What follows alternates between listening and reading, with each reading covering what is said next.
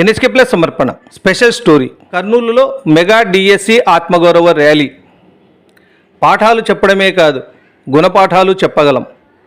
కొండారెడ్డి బుర్జు సాక్షిగా mega DSC 2025 అభ్యర్థుల గళం.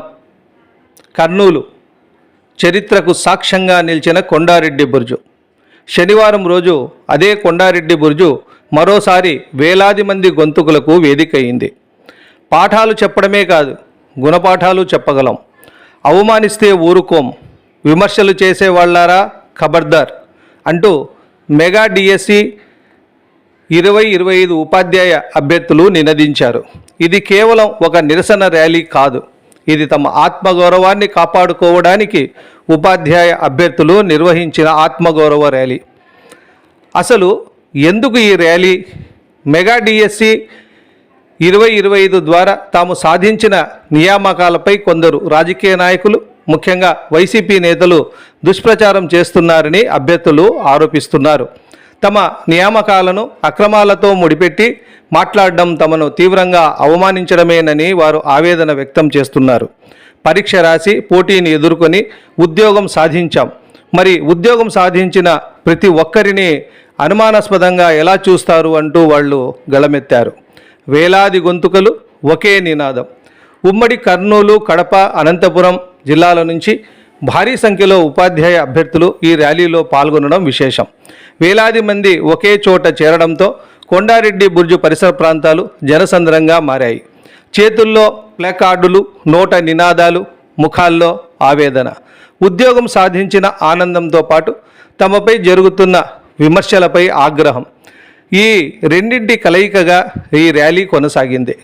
మా వృత్తిని అవమానించొద్దు, ఉపాధ్యాయ వృత్తిని రాజకీయ విమర్శకులకు వేదికగా మార్చొద్దని అభ్యర్థులు విజ్ఞప్తి చేశారు.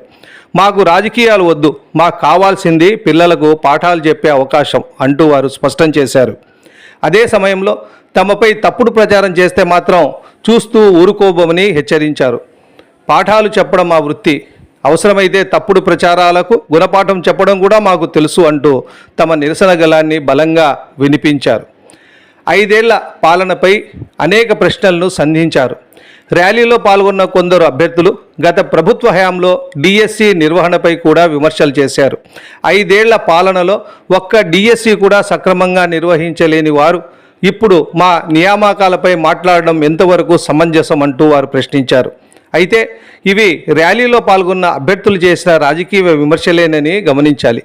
మెసేజ్లతో పిలుపు, వేలాదిగా తరలివచ్చిన ఉపాధ్యాయులు. ఈ ర్యాలీకి మరో ప్రత్యేకత ఉంది.